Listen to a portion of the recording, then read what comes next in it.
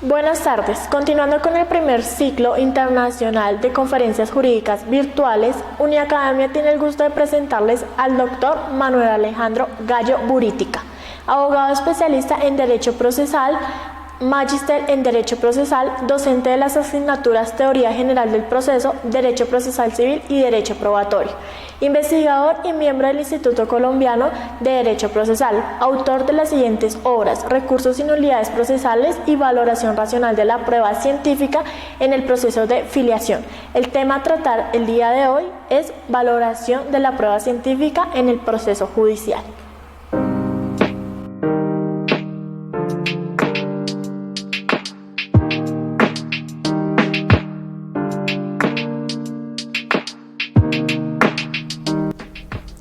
Bienvenidos a este ciclo de conferencias. Sea lo primero agradecer a Uniacademia y a Ledger por organizar este tipo de eventos. La conferencia del día de hoy, titulada Valoración de la prueba científica en el proceso judicial, se encuentra dividida en dos momentos o en dos módulos. En el primer módulo nos centraremos en la experiencia colombiana en lo que se refiere al tratamiento de la prueba pericial. Estudiaremos la evolución del concepto de perito en el ordenamiento colombiano, su procedencia, cómo se realiza la contradicción del dictamen pericial. El segundo momento estará referido a el estudio de la prueba científica a partir de la experiencia norteamericana, especialmente centrándonos en el caso Daubert y en los factores que allí se determinan para la apreciación de este tipo de prueba. Habiendo hecho esta aclaración, iniciamos entonces hablando de la prueba pericial en el contexto del ordenamiento colombiano.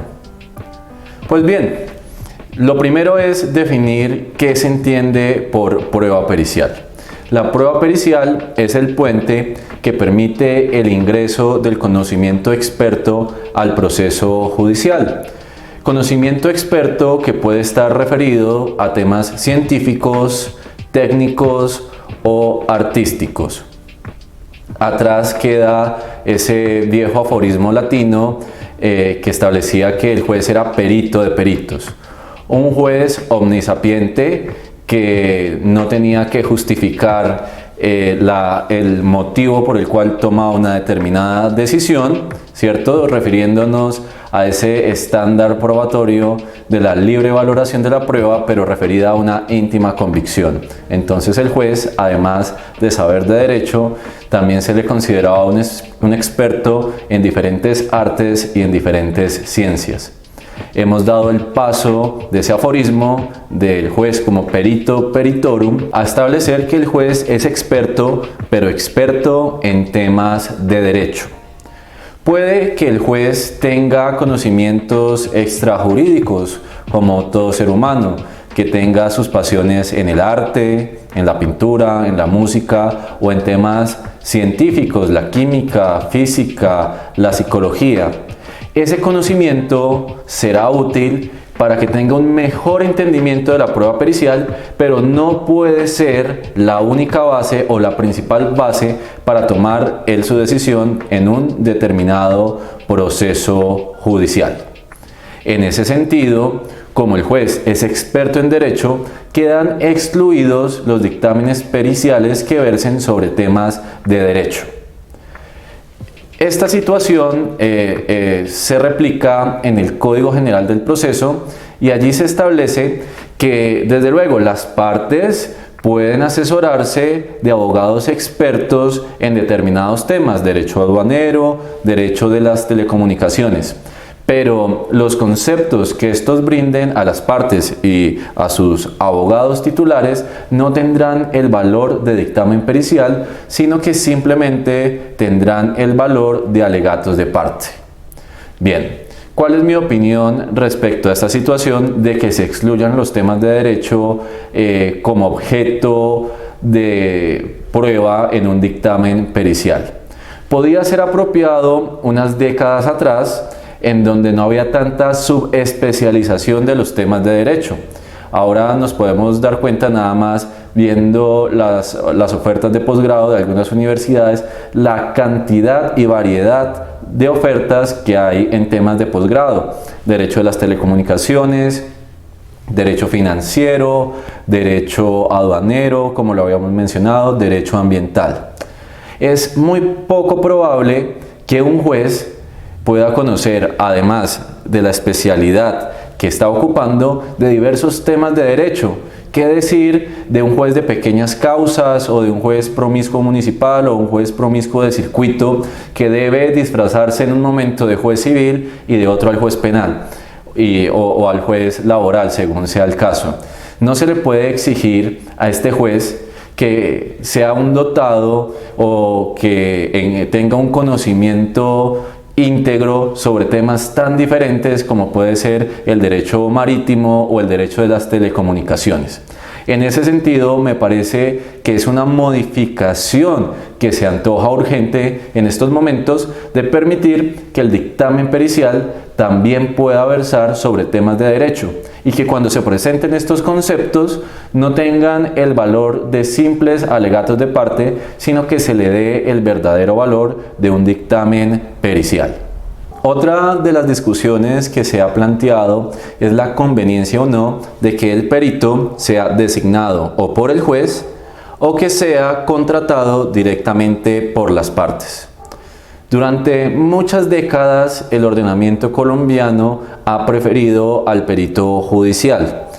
Esta decisión se ha basado en la supuesta garantía de imparcialidad que ofrece el perito judicial y que no ofrece el perito parte, basados en que ese concepto puede venir amañado o puede venir influenciado por la contraprestación que recibe el perito por dicho concepto.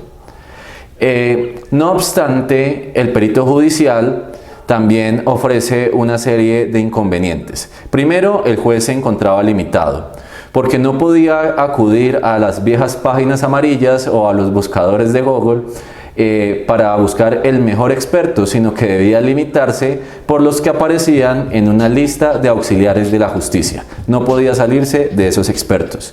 Un segundo inconveniente: el perito judicial no estaba tan bien remunerado, y eso conlleva que los peritos que se encontraban en esa lista no necesariamente eran los mejores en ese área de conocimiento, y eso terminaba desde luego afectando asimismo la calidad del dictamen pericial, ello sumado a una carga laboral excesiva que sufrían estos auxiliares de la justicia. Estas situaciones han justificado un cambio que no se hizo de manera repentina, sino de manera gradual, del perito judicial al perito parte. De hecho, el Código de Procedimiento Civil, norma anterior al Código General del Proceso vigente, establecía que las partes podían asesorarse de expertos científicos o técnicos, pero que esos informes iban a tener el valor de alegatos de parte. Lo que sucede ahora con el Código General, con los dictámenes, entre comillas, que tienen por objeto temas de derecho. Pero si queremos encontrar un primer fundamento normativo, al menos en lo que tiene que ver con la historia reciente, tendremos que indagar en el decreto 2651 de 1991.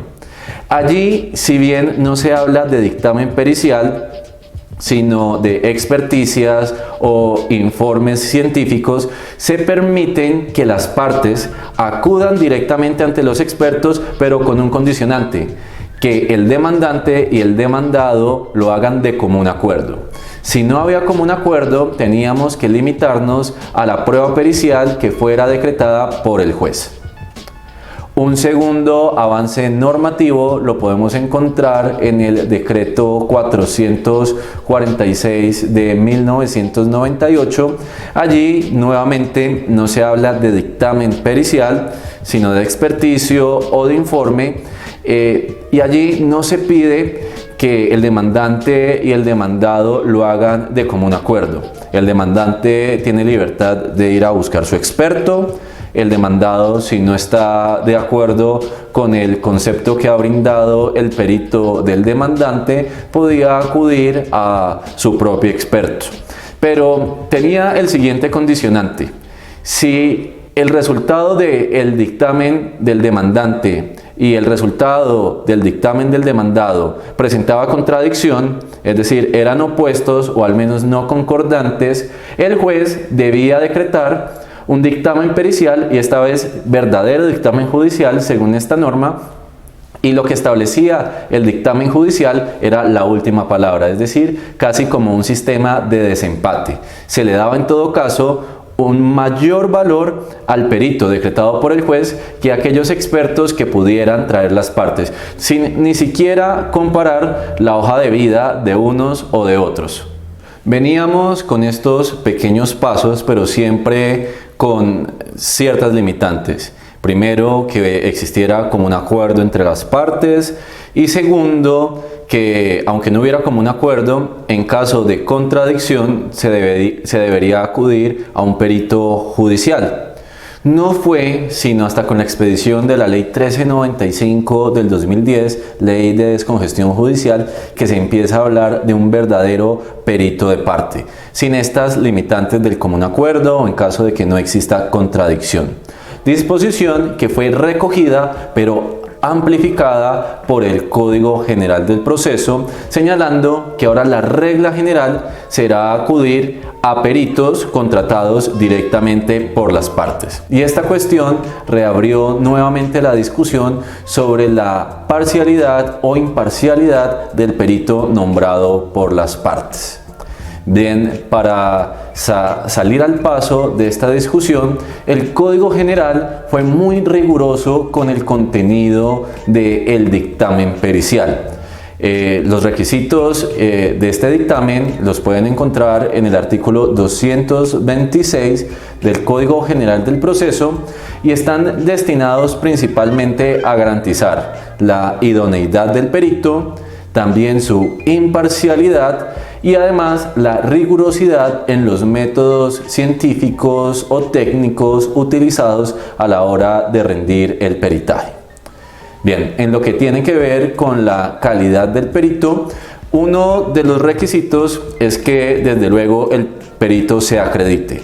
Es decir, muestre por qué reúne la calidad de experto en este área de conocimiento, qué estudios se ha realizado, desde cuándo actúa como perito, qué publicaciones tiene sobre el tema que va a rendir el dictamen pericial. Esto nos permite apreciar la calidad de verdadero experto que tiene la persona que va a rendir el dictamen pericial.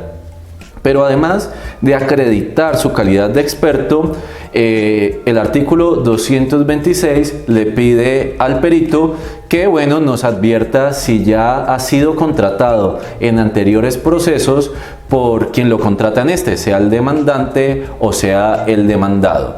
Y no se puede tener ninguna presunción en contra del perito por el simple hecho que haya sido contratado por el abogado o por el demandante que lo contrata en este proceso, pero el artículo 226 señala además que debe precisar si el método que está utilizando en este proceso coincide con el método que ha utilizado en otros procesos en donde ha rendido el dictamen pericial. Y en el caso de que el perito establezca que no, que ha utilizado otro sistema, otro método, debe dar cuenta de la razón por la cual no ha utilizado el método que utiliza en otros procesos o en el que utiliza normalmente en el ejercicio de su profesión. Esto nos lleva al último grupo de elementos que se pretenden evaluar, o por lo menos que pretende o que exige evaluar a la luz del artículo 226 del Código General del Proceso, que es el método científico utilizado. Ahí se le pregunta, como les venía mencionando, si es el método que él utiliza normalmente en el ejercicio de su profesión y si es el que ha utilizado en otro tipo de dictámenes periciales. Pero además se le indaga si ese es el método que se utiliza actualmente y que es aceptado por la comunidad científica en general y desde luego por la comunidad científica en el área de especialidad. Entonces, las exigencias que trae el artículo 226 a modo de conclusión, o si se quiere reiteración, van encaminadas a establecer primero la calidad o cualificación del perito, segundo su imparcialidad y tercero la rigurosidad del método científico. Desde luego, el perito es contratado por la parte, pero no vamos a hacer un énfasis en quién lo contrató, sino en el método científico utilizado. Porque la parte no acude a adquirir un sentido del concepto, sino que lo que adquiere es el concepto mismo del perito. De allí que se establezca que, desde luego que no está mal que haya una contraprestación por el dictamen. Lo que no se puede pactar con este auxiliar de la justicia es una prima de éxito, porque en ese caso sí que podríamos hablar que se compromete la imparcialidad del perito. Y he dicho auxiliar de la justicia porque, aunque sea contratado directamente por las partes, viene a brindar un servicio al proceso con miras al descubrimiento de la verdad. Ahora, las partes en sede extrajudicial están en libertad de buscar diferentes peritos. Ellos rendirán su dictamen y la parte está en libertad de evaluar cuál es el que le conviene más a la hora de aportarlo al proceso. Si un dictamen no le sirve, pues lo desechará. Si un dictamen le resulta conveniente, ahora no un dictamen amañado, sino un concepto razonado, basados en métodos serios, en técnicas probadas, lo utilizará en el proceso como prueba, como justificación de los alegatos que él presenta en el mismo. Pasemos entonces ahora a la contradicción de la prueba pericial. Pensemos que el demandante va en busca de un perito, este rinde el dictamen y se presenta anexo a la demanda. Coloquémonos en los zapatos ahora de la parte demandada. A diferencia del demandante, que no tiene limitantes de tiempo, dirán ustedes sí, la prescripción y la caducidad, pero es un término en todo caso amplio, a no ser que ya se busque al abogado muy cerca de ese término de que se cumpla ese término de prescripción o de que se cumpla ese término de caducidad. La parte demandada sí en todo caso se encuentra a partir de que es notificado contra las cuerdas. Y puede que ese tiempo no sea suficiente para conseguir al mejor experto. El Código General del Proceso establece una herramienta que consiste en la posibilidad que al momento de contestar la demanda se anuncie, mas no se presente, se anuncie una futura presentación de un dictamen pericial, en donde la parte dice: hombre, yo quiero controvertir ese dictamen pericial aportando un propio dictamen, pero estos 20 o 10 días que me has dado para contestar la demanda o para excepcionar en el caso del proceso ejecutivo no son suficientes y no he logrado encontrar un perito. En ese caso, el juez le concederá un término razonable a la parte demandada para que consiga un perito y para que sea aportado el dictamen al proceso judicial. Pero conseguir tu propio perito no es la única herramienta con la que cuenta el demandado o la contraparte para controvertir un dictamen pericial. Veamos cuáles son las posibles conductas o las posibles posturas que se podrían asumir para controvertir una prueba de este tipo. Lo primero, y vale la pena hacer la advertencia, es que se debe distinguir entre el dictamen pericial, que es el escrito presentado por el experto, y la posibilidad de interrogar al perito. El dictamen pericial, en principio, es decir, el escrito, ya tiene un valor por sí solo. Cuando se cita al perito, no se cita para que nos repita lo que ya sabemos, porque eso está en el escrito, sino que se cita a audiencia con fines de aclaración y de refutación. En ese sentido, si la contraparte de quien presentó un dictamen pericial guarda silencio, en principio ese dictamen cobra total valor. Ahora, el guardar silencio y no solicitar que sea citado el perito que rindió ese dictamen a audiencia puede ser útil cuando se observa que ese experticio no reúne los requisitos del artículo 226 y será en el momento de presentar los alegatos de conclusión en donde le haremos caer en cuenta al juez de todos los yerros que ha cometido ese experto o supuesto experto a la hora de rendir ese dictamen.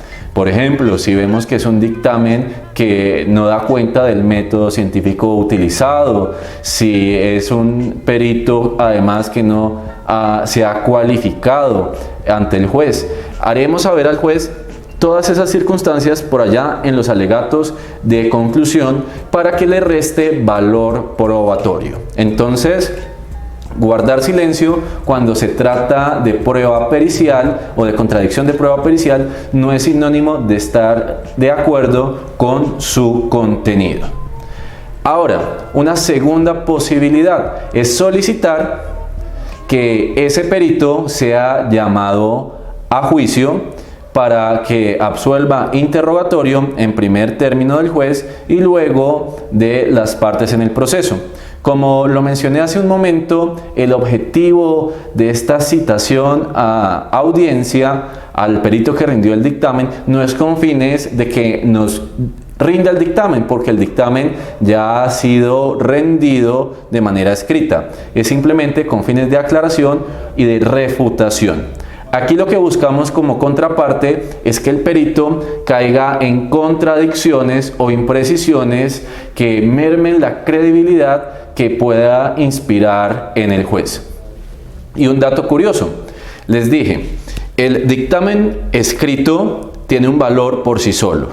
Si no se solicita que el perito acuda a audiencia, pues tendrá un valor que se le tendrá que dar al momento de dictar sentencia. Pero si tenemos un dictamen escrito y la contraparte solicita que el perito acuda a audiencia para aclarar el contenido de ese dictamen y el perito no asiste, en ese caso sí se genera una mixtura en lo que tiene que ver con la connotación del dictamen entre lo escrito y la no asistencia del perito. Si el perito no asiste, el dictamen escrito carece de valor. Entonces lo podemos tener allí como una segunda herramienta. Solicitamos que acuda el perito a audiencia.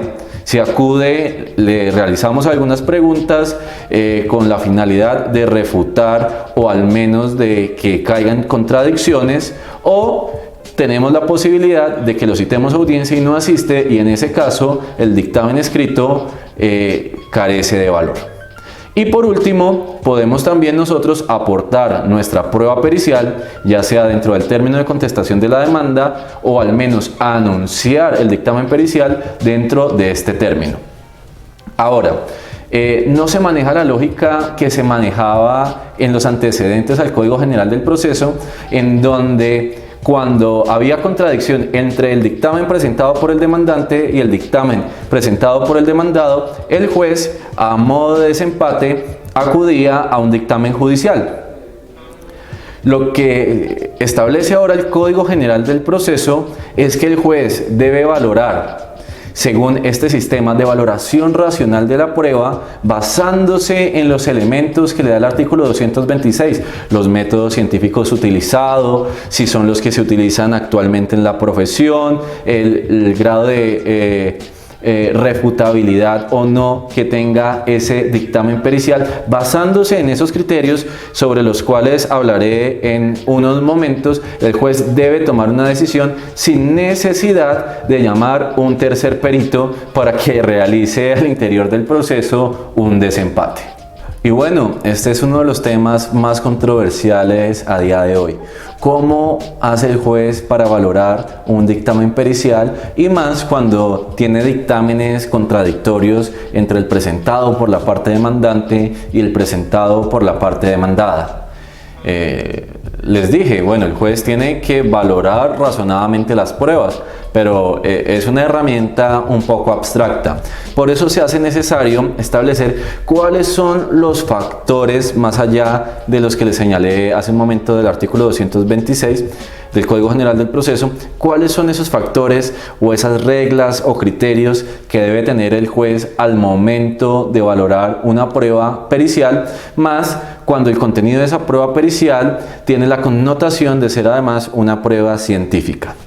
Con miras a responder este interrogante, debemos enfocarnos en el segundo módulo de esta conferencia, que consiste en un acercamiento a la experiencia estadounidense, en especial el caso Daubert.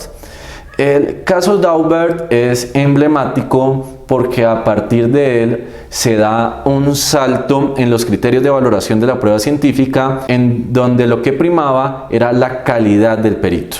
Si teníamos un perito con miles de publicaciones, con doctorado, con postdoctorado, con mucha experiencia, el juez casi que obligado tenía que creerle. A partir de este caso Daubert se establece que, bueno, aunque la experiencia y la calidad del perito es importante, tenemos que centrarnos también con mucho cuidado en el método científico utilizado y en la razón de los enunciados que ha utilizado el perito para justificar su concepto. Ahora, nos enfocamos en el caso americano, no simplemente por curiosidad, sino que este ha permeado no solamente la cultura anglosajona, sino también ordenamientos jurídicos basados en derecho romano-germánico. Es así como el caso Daubert lo podemos encontrar citado de manera directa o indirecta en fallos del ordenamiento peruano, en fallos mexicanos, en el ordenamiento italiano. Y también a nivel legislativo encontramos referencias al caso Daubert, aunque sea de manera implícita. Un caso reciente, el que he venido comentando, el del ordenamiento colombiano, con el tratamiento que se le da a la prueba pericial en el Código General del Proceso. Bien, entremos en materia y aterricemos en el caso Daubert. Lo primero que vale la pena señalar es que es un caso que se da en materia civil, en donde la parte demandada es la familia Daubert, bueno, en especial Jason Daubert, representado por sus padres, demandan a Merrill Dow Pharmaceuticals. Este es apenas un caso de muchos que tuvo que enfrentar esta farmacéutica derivada de problemas con uno de sus medicamentos, Bendectin, que era un medicamento consumido principalmente por mujeres embarazadas para aliviar algunos síntomas como las náuseas, los mareos. Resultó que un buen número de mujeres embarazadas que consumían este medicamento tuvieron hijos con algunas malformaciones genéticas, principalmente brazos cortos, pies cortos. Por lo tal, diferentes familias entablaron acciones de responsabilidad por daños y perjuicios en contra de esta farmacéutica. Bien, de todos esos casos, tal vez el único que alcanza a llegar ante la Corte Suprema de Justicia estadounidense es el caso Daubert. ¿Por qué los otros fueron desechados? Porque la farmacéutica tenía unos estudios previos y en esos estudios previos, que eran avalados y aceptados por la comunidad científica en general, no se lograba establecer una relación causal entre la ingesta del medicamento y las malformaciones genéticas.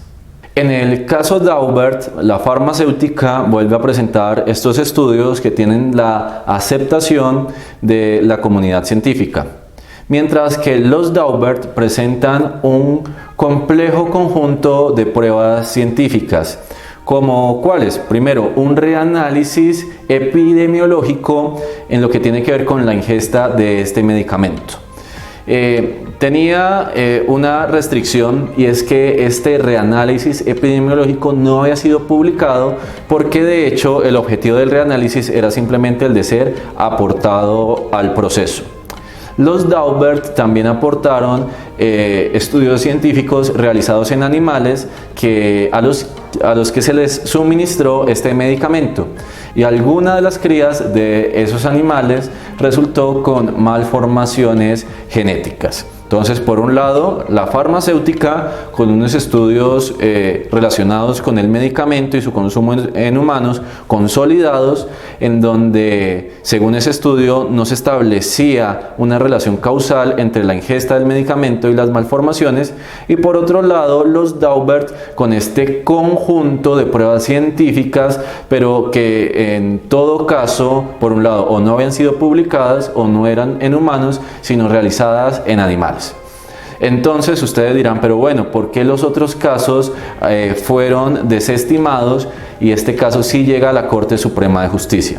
Bueno, con los otros casos se encontraba vigente un criterio que se estableció por allá en 1923 a partir del caso Frye, en donde se establecía que lo importante, el criterio a tener en cuenta, era la aceptación general de la comunidad científica. Bueno, ya que lo mencioné, pues desarrollemos a qué se refiere esto del caso Frye. El caso Frye se da cuando un sujeto es acusado de matar a su médico. El sujeto confiesa en un primer momento el crimen, pero con posterioridad se arrepiente, dice: no, la verdad es que yo no lo hice, cuando confesé pues estaba algo aturdido, pero pregúntenme ahora y si no me creen me someto a un detector de mentiras. Esa fue la prueba científica aducida por el sospechoso en este caso, por Frye. ¿Y cuál era ese detector de mentiras por allá en 1923? Era un medidor de la presión arterial. Cuando subía la presión y se le hacía una pregunta al individuo, eso se traducía que el sujeto estaba mintiendo. Por el contrario, si después de la pregunta la presión seguía tranquila, pues eso era un indicativo de que la persona estaba diciendo la verdad. Bueno, a todas luces sabemos que esa prueba que se presentaba como científica en 1923 al día de hoy pues no tiene ningún fundamento. Lo único que indica de pronto es algún problema de presión o algún problema de nervios que es frecuente cuando se interroga a alguien en sede judicial.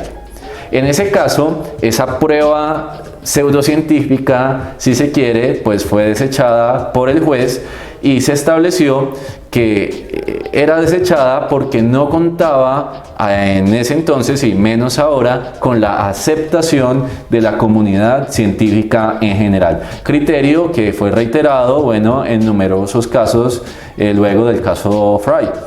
Bien, incluyendo algunas demandas en contra de la farmacéutica Merrell Dow por la ingesta de este medicamento Bendectin.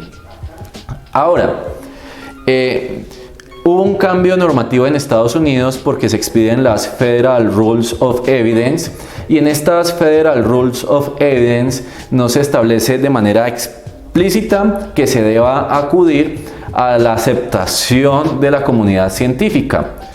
Teniendo en cuenta eso, los Daubert alegan: mira, a mí no me puedes desechar mi caso como has desechado los otros, porque no se establece ese criterio en las Federal Rules of Evidence. Por lo tanto, pido que, bueno, que lo evalúes y me digas qué criterios y por qué no vas a tener en cuenta ese conjunto de pruebas científicas que te estoy presentando. En ese sentido, la Corte Suprema de Estados Unidos asume el conocimiento y el magistrado que proyecta la decisión, Blackmun, pero desde luego el magistrado Blackmun, pero desde luego acompañado de los otros magistrados, establecen una serie de factores que se deben tener en cuenta a la hora de valorar una prueba científica. Son básicamente 4 factores. Primero, la fiabilidad o corroborabilidad empírica de los métodos y técnicas utilizados. Segundo, si hay revisión por pares o si el trabajo ha sido publicado. Tercero, el rango de error. Y cuarto, la aceptación de la comunidad científica. Entonces ustedes me dirán que, bueno, aquí otra vez se habla de la aceptación de la comunidad científica, sí, pero ya no como el único criterio, sino uno de los criterios que se deben tener en cuenta a la hora de valorar este tipo de pruebas. Vamos con el primer factor, la refutabilidad empírica de los métodos y técnicas utilizados. Este factor se traduce en que el juez no debe confiar en el experto simplemente porque éste lo sea. Es decir, que el juez no caiga en la falacia de autoridad, sino que indague y le pregunte al perito la manera en cómo puede probarle que lo que él está diciendo se encuentra sustentado y además si puede ser probado a partir del método científico. Por ejemplo, está la teoría de la unicidad. Según esta teoría, las huellas dactilares y las marcas de las mordeduras son únicas e irrepetibles. Esta teoría ha permitido la identificación en sede judicial de sospechosos de cometer crímenes o al menos la identificación de personas en general. Pero realmente esta teoría de la unicidad no ha podido ser comprobada y por lo tanto la coincidencia de las huellas que estén en un lugar con las de un individuo y el hecho de que el perito logre hacer esta equiparación provienen simplemente de la experiencia del perito, más no de un verdadero trabajo y de puesta a prueba de los métodos utilizados. Entonces uno dirá, bueno, ¿cómo hago para saber si un método o una técnica se encuentran validados efectivamente? La primera respuesta que se nos puede venir a la cabeza es decir, bueno, si se utiliza el método científico de puesta a prueba, la información que nos va a dar el perito va a ser mucho más fiable. Y eso nos lleva a otro problema y es el problema de la cientificidad. ¿Cuál es el problema de la cientificidad? Es tomar todo lo científico como sinónimo de fiable. Y sabemos que en términos científicos la ciencia muy pocas veces nos da certeza, sino apenas unos márgenes, aunque sean altísimos, de probabilidad. Y también, bueno, que no todo lo científico desde luego es fiable y tampoco se puede catalogar como no fiable aquel conocimiento que no sea científico. Quiere decir, no todo lo que no es científico no necesariamente va a fracasar o no nos va a brindar información relevante al interior del proceso. Pero en todo caso, sí podemos aceptar que lo científico trae cierta aura de fiabilidad, cierta aura de tranquilidad para el juez. Pero ello hace que nos preguntemos dónde está la línea para demarcar algo como científico o algo como no científico. Y hablo de demarcar porque así ha sido catalogado este problema o este cuestionamiento por parte de filósofos, el problema de la demarcación. ¿Qué conocimiento puede ser catalogado como científico y qué conocimiento no puede ser catalogado como científico? En ese sentido, las ciencias duras o las ciencias exactas son las que han tenido un mayor reconocimiento y por lo menos confiabilidad por parte de los estrados judiciales. Me refiero a la química, a la física. Y han quedado relegadas a un segundo lugar otras áreas del conocimiento que son científicas, como las ciencias humanas, las ciencias sociales, refiriéndome por ejemplo a la psicología, a la sociología, etcétera, etcétera. Esto se debe a que el juez ve esas ciencias exactas con cierta reverencia debido a su lejanía. Y al estar lejos de esas ciencias exactas, pues desde luego que no le queda más remedio que confiar en las palabras del experto y en el método que éste haya utilizado, además porque no los conoce muy bien. Es una situación que lo hemos visto no solamente en los ordenamientos latinoamericanos, sino alrededor del mundo. Pero con las ciencias sociales, el juez, como tiene cierta cercanía, a veces se toma ciertas libertades de utilizar su propio conocimiento para valorar ese dictamen pericial, a veces reemplazando un poco, si se quiere, la posición del perito. Lo importante en todo caso, más allá de si es conocimiento científico o no científico, es que pueda ser un conocimiento constatado, que se le pueda indagar al perito más allá de su experiencia propia si lo que él nos está diciendo ha sido puesta a prueba y resulta eficaz. Si se da de esa manera, sea partiendo de ciencias duras o ciencias sociales o incluso conocimiento no científico, pues se debe tener como un pro para ese dictamen pericial. Pasemos entonces al segundo de los factores Daubert, que se refiere a la revisión por pares y o publicación en revistas especializadas. Este segundo factor, el de la revisión por pares, nos lleva a la situación de preguntarnos, bueno, si el trabajo ha sido publicado, está respaldado en publicaciones o no está respaldado en publicaciones. En caso afirmativo, tendremos que preguntarnos, bueno, ¿cuál es la calidad de las publicaciones en las cuales está respaldado este dictamen pericial? ¿Es un trabajo acaso revisado por pares académicos o no es revisado por pares académicos? En todo caso, este segundo factor no nos puede arrojar un 100% de calidad, porque sabemos que hay muchas revistas prestigiosas que en todo caso publican pésimos artículos. Son muchos los árboles que se pudieron haber ahorrado si no se hubieran publicado alguno de los capítulos de libros o artículos que se encuentran en las revistas especializadas. Entonces, más allá de ese primer cuestionamiento de si está o no está publicado, de si hay o no hay revisión por pares, lo importante es la consecuencia que trajo esa publicación. Si es que luego de esa publicación ha servido como sustento para muchas otras y que esa publicación además es el sustento o la base de nuevas teorías o la que se utiliza actualmente en el área de conocimiento o especialidad. ¿Y cómo podremos darnos cuenta de eso? Bueno, a partir de la reacción de la comunidad experta. Pasemos entonces al tercer factor, que tiene que ver con el rango de error. Cuando hablamos de errores en el dictamen pericial, podemos distinguir dos tipos de errores. Errores que van implícitamente ligados al método utilizado o errores humanos. Tal vez cuando hablamos de errores humanos ligados a la prueba científica, el que se nos viene a la cabeza son errores relacionados con la cadena de custodia.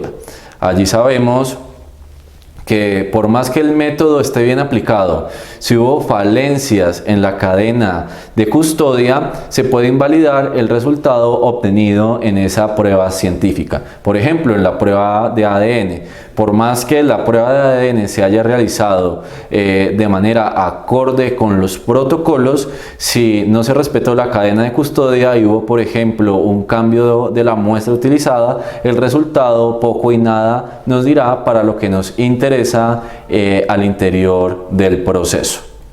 Es bastante frecuente que el juez, cuando interroga al perito, se centre en el lado positivo del dictamen, preguntándole, por ejemplo, cómo llegó a esa conclusión, cuál fue el método utilizado, pero no es tan frecuente que se centre en el factor negativo. ¿Y cuál es el factor negativo? Las posibles fuentes de error que tiene el método. También hay que indagarle al perito por eso. ¿Cuáles son las fuentes de error? ¿En qué te pudiste haber equivocado? O también, ¿cómo esquivaste o cómo eludiste esas fuentes de error? Y cómo podemos estar seguros que en este dictamen no hay alguno de esos errores que se pueden producir cuando se realiza alguno de esos exámenes o algunas de esas técnicas que has utilizado. En últimas, el rango de error nos permite informarnos sobre la calidad de la información científica, más allá de la calidad del perito en sí mismo. Pasemos entonces al cuarto factor señalado en el caso Daubert, que es la aceptación de la comunidad científica, lo cual desde luego no está libre de debates, porque muchos hablan que esta aceptación a la comunidad científica implica desde luego una deferencia a esa comunidad de expertos que terminarían reemplazando al juez. Dicen, bueno, si hay que creerle a la comunidad de los expertos, ¿cuál es la postura aquí del juez? Simplemente colocar el sello aprobando o lo que dice esta comunidad. Si es así, pues que vengan ellos y tomen las riendas del proceso judicial, porque el juez no puede volverse simplemente un observador de lo que establece la comunidad científica. Por eso es necesario tomar este último factor con ciertas previsiones, y por eso aquí vamos a señalar, digamos, algunas de las inquietudes que ya se han venido presentando, no solamente a partir del caso Daubert, sino, como ya lo he dicho, a partir de fallos anteriores. Lo primero sería señalar, bueno, ¿a qué se refiere esto de la comunidad científica? ¿Cuántos integran la comunidad científica y cómo podemos descifrar quiénes hacen parte de ella? Especialmente cuando las áreas de conocimiento son tan diversas. Algunas de estas áreas tienen bien establecidos los órganos de autoridad, es el caso de la genética, pero en otras áreas del conocimiento, si tú vas a diferentes colegios o instituciones especializadas, puede que tengan una concepción diferente. Entonces puede darse que una determinada prueba tenga la aceptación de una comunidad de expertos, más no la aceptación de otra comunidad de expertos dentro del mismo área de conocimientos. Ahora, el tema de cuántos expertos también va en contravía de uno de los elementos principales de la ciencia, que es precisamente la evolución, y el aceptar que no necesariamente el consenso de las mayorías va a tener la razón. Son muchas las lecciones que nos ha dado la historia en donde la posición minoritaria es quien ha tenido en últimas la razón. Entonces, aplicar de manera tajante este criterio de la aceptación de la comunidad general podría ir en contravía de esas situaciones en donde la posición minoritaria de un determinado ramo de una especialidad tenga la razón. Bien, también veníamos preguntándonos por quiénes conforman esta comunidad de expertos. Decíamos que hay algunas comunidades que están claramente jerarquizadas y se sabe quién manda la parada dentro de esa especialidad, y que hay otras comunidades científicas que se encuentran más bien dispersas y no se sabe quién manda la parada o quién va a la vanguardia dentro de esa comunidad de expertos. Ahora, el problema no hace más que agudizarse cuando se trata de dictámenes periciales multidisciplinares que tienen contenido tanto psicológico como médico como físico. En ese sentido, tendríamos que preguntarnos, bueno, pero ¿a qué comunidad de expertos tendremos que acudir? ¿A la comunidad de los físicos, de los psicólogos, de los médicos? Como se observa, este concepto, que en principio podría considerarse un poco estable, que es la aceptación de la comunidad científica, para nada lo es a la hora de centrarnos un poco en estos detalles, como quiénes, cuántos y cuándo puede entenderse que hay una verdadera aceptación por parte de la comunidad científica.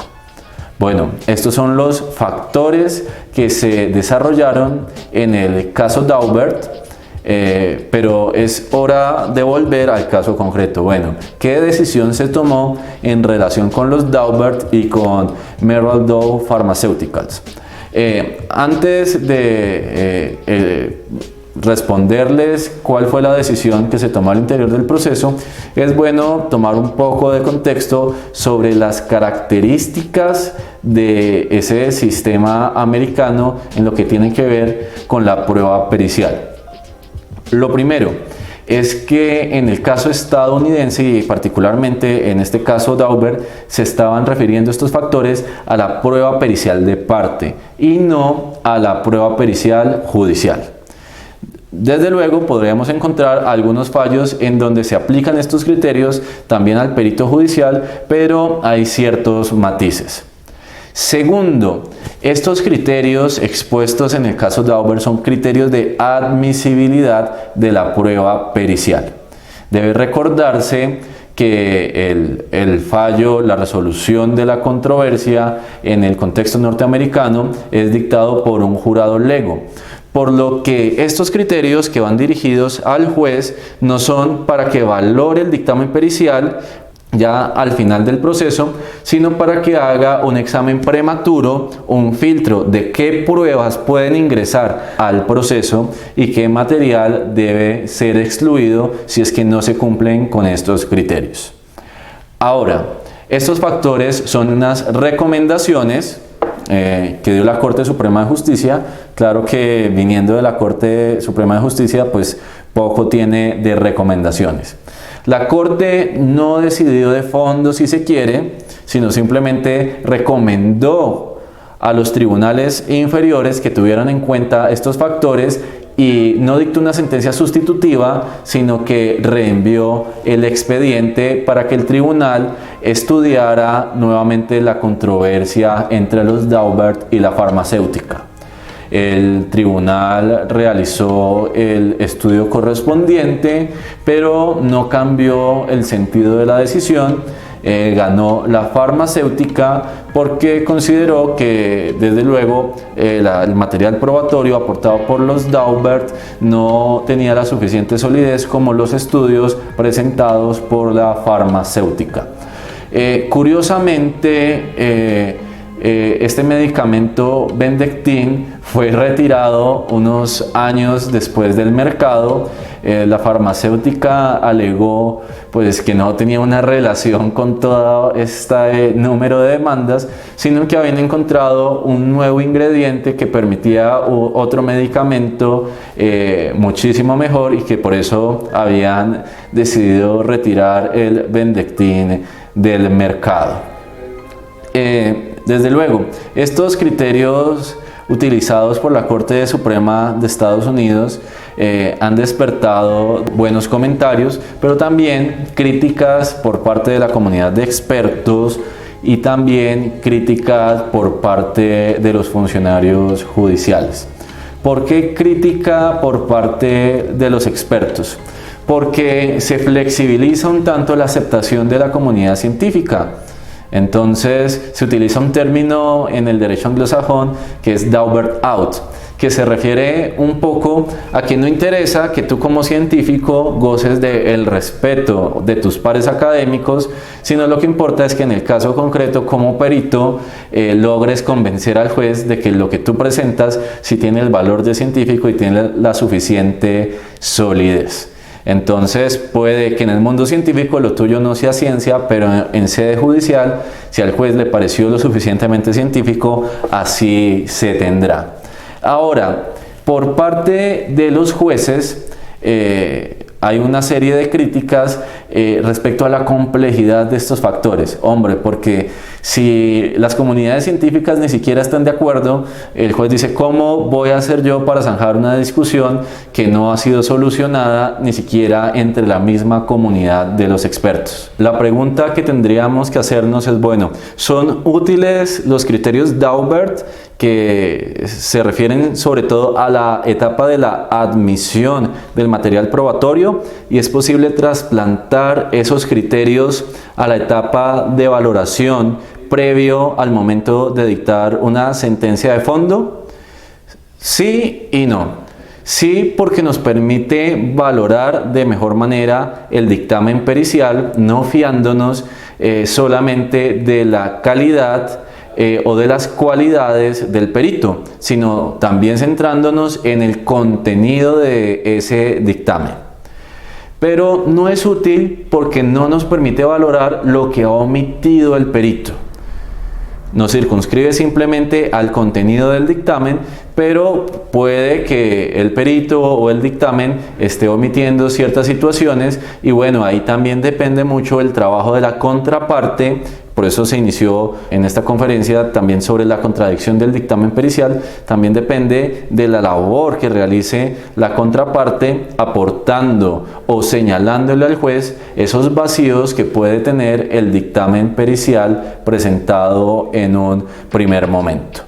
Como una última recomendación, se debe indicar que el juez debe acostumbrarse a ser un consumidor de conocimiento extrajurídico, de otras ciencias humanas, de otras ciencias duras y un consumidor refinado para que esté acostumbrado a estas situaciones difíciles que se le pueden presentar a la hora de valorar una prueba científica. Seguramente, si se vuelve un consumidor refinado de estos conocimientos extrajurídicos y basándose en un buen manejo de las normas procedimentales, pero también de los factores concretos de valoración de la prueba científica, como son los expresados en el caso Daubert, el trabajo se va a hacer un poco más tolerable, un poco más amigable.